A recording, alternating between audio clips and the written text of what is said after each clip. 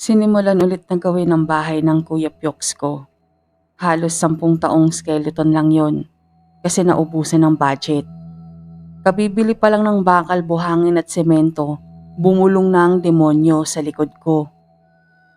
Patigilin mo sila, may magagalit. Kaso hindi ako nakinig. Pero dapat ba nakinig ako? Nasa kalagitnaan ako ng klase nang tumawag ang Kuya Joey ko. Garalgal ang boses. Akala ko si nanay. Mabilis lang akong nagpaalam sa klase at binili na ng class president na siya na muna ang bahala. Dali-dali akong nagpunta sa faculty at nagpaalam din nun. Hindi ko na hinintay kung pinayagan ba ako. Pagdating sa ospital, nandun si Kuya Pyok sa labas ng ER, mugto ang mga mata. Yung anak niya ang isinugod nila. Walang makasagot sa mga kuya ko kung anong problema. Kaya pumasok na ako sa ER at tinanong ang doktor. Nagka-seizures ang pamangkin kong si Russell, yung isa sa 7 anak ni Kuya Pyoks. Tingnan mo yung tagiliran. Sabi ko sa'yo, diba may magagalit? Sabi ng demonyo. Tinignan ko nga ang sinabi niya. May malaking nagnanaknak na sugat sa tagiliran ni Russell. Dahil doon ay kinuhanan na rin siya ng dugo. Si Kuya Pyoks hindi raw alam kung bakit may ganun. Nauurat na ako noon. 4 na taon pa lang yung anak niya tapos hindi niya alam. Naramdaman ni nanay ang urat ko noon kaya bago ko pa masagot si kuya ay hinila niya na ako papalayo. Hapon nang dumating si Tio Bert, yung tsuhin kong albularyo, kuya ni nanay. Nasa labas ako ng hospital room ni Russell nang marinig ko ang sinabi niya. Kinukulam tong anak mo. Si Kuya Pyoks noon sabi niya, kulam. Hindi siya naniniwala. Kaso natigilan siya nang sabihin ni Tio Bert na isipin niya nga kung paano niya nalaman na nasa ospital si Russell. Dinagdag pa ni Tio yung nagnanaknak na sugat sa tagiliran ni Russell. Doon na ako napapasok sa loob ng kwarto. O ikaw din, di ba alam mo? May nagsabi din sa'yo. Sabi ni Tio sa akin. Naramdaman ko yung kuko ng demonyo na marahang bumabaon sa kabilaang balikat ko. Nararamdaman ko yung excitement niya. Sumagot ka, punyeta ka. Asik niya nang hindi ako kumibo. Hindi pa rin ako kumibo. Ayoko kasi nun kay Tio. Naiinis ako sa kanya. Lagi niya kasing sinasabi pag bumibisita siya, sinalo niya yung pagiging albularyo kasi ayaw niyang mahirapan si nanay. Si nanay daw kasi talaga yung pinili ng gabay. Kay nanay dapat ipapasa yung kaalaman mula sa tatay nila. Kaso nga, naaawa daw siya kay nanay. Hindi na nga raw kumakain ng maayos, manggagamot pa. Isa pang inaayaw ko sa kanya, nang mamatay si Kuya Tom, sinasabi niyang sana raw, si Kuya Neil na lang yun. Mahal ko si Kuya Tom, pero mahal ko rin ang Kuya Neil ko. Wala akong gustong mawala sa kanila. Siya, kung ano-anong sinasabi niya kasi palibhasa, may favoritism siya.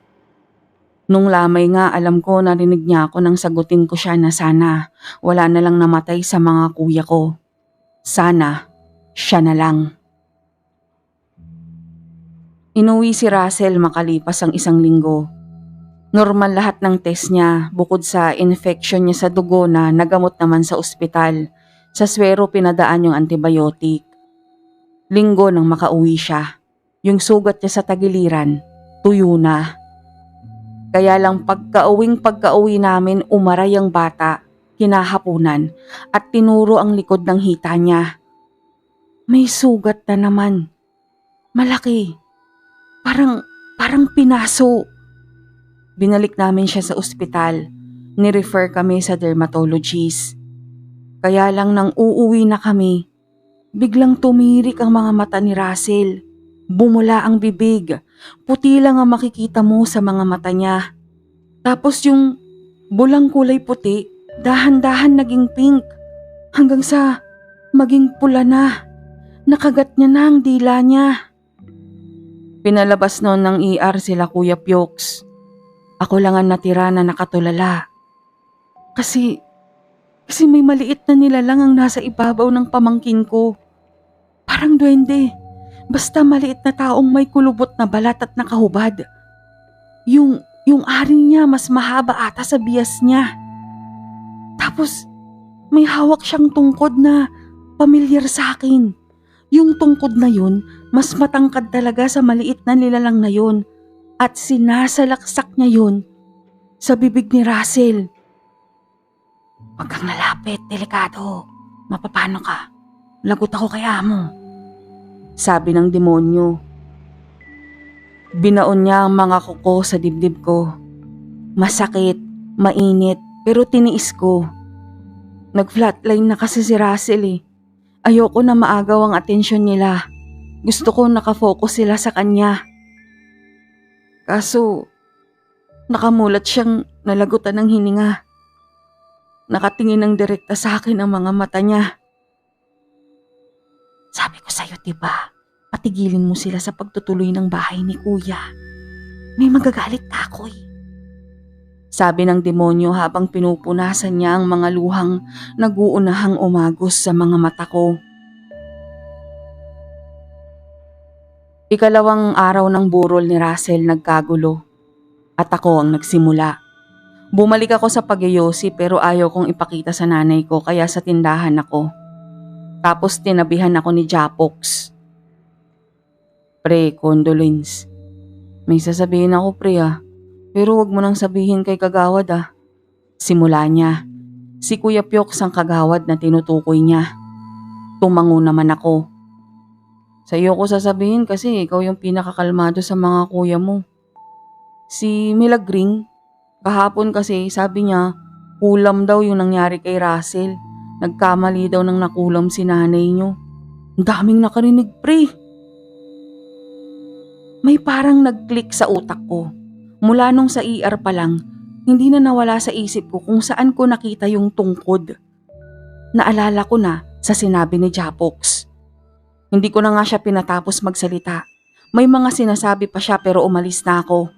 Yung tungkod na nakita kong hawak nung maliit na nilalang. Sa kapitbahay namin. Nasa gate nila. Tumatahip na ng mabilis ang dibdib ko nang nasa harap na ako ng gate. Kumalma ka, sabi ng demonyo. Pero hindi ako nakinig. Tinadyakan ko yung gate nila. Tinawag ko si Milagring. Tigas ng ulo mo pero sige. Mamaya, hablutin mo yung tungkod at putulin mo. Sabi ulit ng demonyo. Inawat ako ng mga pamangkin kong unang nakarinig ng gulo. Si Bray yung panganay ni Kuya Pyox. Nang hindi ako maawat, tinawag na nila si papa niya.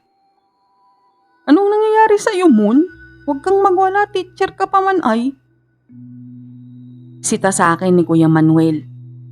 Hindi ko siya pinansin. Tuloy ako sa pagsipa sa gate tapos pagsigaw na lumabas si Milagring. At sa wakas, lumabas si Milagring and family.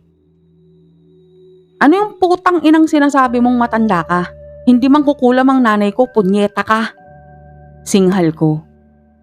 Pagkarinig, nagsiukit na ng mga kuya ko at nasapawan na ako sa pagwawala.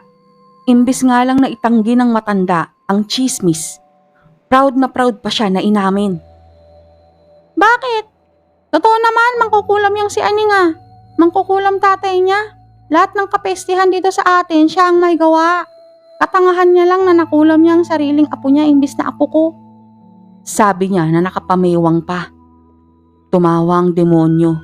Ang mga kuya ko natigilan. Hindi makapaniwala sa narinig. Putulin mo na yung tungkod. Punyeta yung mangkukulam na palpak na yan. Bulong ng demonyo. Ginawa ko. Hiniklas ko yung tungkod na nakatali lang ng alambre sa gate. Alam nyo ba, buong pamilya nila nanlaki ang mga mata sa ginawa ko. Sabay-sabay din silang sumigaw ng wag. Nang maputol ko ang tungkod, lahat sila umiyak. Lahat sila buong pamilya na paluhod. Mas nanginig ang buong kalamnan ko. Yung nangyari kasi kay Russell, ibig sabihin, hindi lang si Milagring ang may alam. Hindi nagtagal lumitaw yung maliit na nilalang sa gitna nila. Nakahandusay, duguan ng bibig, at mas lumiit pa. Wala na kasi ang balakang niya pababa. May sinasabi siya pero hindi ko maintindihan. Nung una akala ko sa akin siya nakatingin hanggang sa may humawak sa braso ko. Mahigpit pero nangangatog ang mga kamay. Pumwesto si Tio sa harapan namin nila kuya. Parang pinapakinggan niya yung sinasabi ng maliit na nilalang. Kinulam niyo ang apo ko dahil lang nagpapagawa ng bahay ang tatay niya? Kalabisan na bang magkabahay ngayon? Mano lang yung bahay na pinapagawa, hindi naman bongga. Ukit na yun. Ngayon, mamamatay na yung gabay ninyo. Good luck. Sabi ni Tio. Tapos humarap siya sa amin. Iniwanan niyo si Russell doon. Tapos sumakit ang dibdib ng nanay ninyo. Hindi sanay na nakikipag-away kayo. Si Suray lang. Lalo ka na. Pinitik ako sa noo ni Tio. Nagsorry ako ng todo kay nanay. Habang sila Kuya Niel ay kinalma si Kuya Pyoks na gustong maging si Hulk. Hindi ko siya masisi. Nawalan siya ng anak dahil lang sa inggit na mga putang inang kapitbahay namin. Sa kanila ibibintang kay nanay. Kaya ang ending pinabarangay niya sila. Pero si Melagring lang ang pumunta. Bakit totoo naman? Maliliit pa kayo, lagi namin nakikita ang nanay ninyo na may hawak na kandila sa gabi. Kilala naman talaga sa Victoria na manggagamot ang lolo ninyo. O di ba marunong ding mangulam mga ganon? Kaya hindi malayang siyang nangulam sa... Tumayo ako bigla. Nagulat silang lahat at dinuro ko si Melagring. Ang tanga mo, tangina. Malamang magkakandila talaga si nanay sa gabi noon kasi wala pa kaming kuryente noon. Tanga kang tangina kang, tanda mo na tanga ka pa rin. Tara na, mahirap makipag-usap sa tanga. Sabi ko. Hindi ko alam pero lahat sila kuya, kahit si Kuya Pyoks, sumunod sa akin. Yung demonyo sa likod ko bumulong na naman. I'm so proud of you, baby boy. Nang mailibing si Russell, lahat kami mugto ang mga mata. Nang maipasok na siya sa nicho at masarahan na, nag-inuman na, lahat ng tanod ng barangay ay nakabantay. Kasi nga, hinala ni Kapitan, manunugod kami ng kapitbahay. Totoo yun. Pero ako hindi sumama. Naiwan ako sa harap ng puntod ni Russell. Nasa ibabaw siya ng puntod ni Kuya Tom. Umiiyak ako. Nagtatanong. Bakit nadadamay ang mga bata? Bakit kailangang madamay sila? Mga bata lang sila, di ba? Bakit si Job? Bakit si Russell? Anong alam nila sa kasalanan dito sa mundo? Bakit nadamay sila? Bakit hinayaan mo? Tanong ko habang nakatingala ako sa langit. Pero walang sumagot mula sa itaas. Ang sumagot ay ang demonyo sa likod ko. Naramdaman ko ulit ang mainit na hininga at yakap niya. Kasi nga, wala naman talagang paki ang Diyos ninyo sa inyo. Kami ang andito, ang kapiling ninyo, ang kakampi ninyo. Sabi ng demonyo.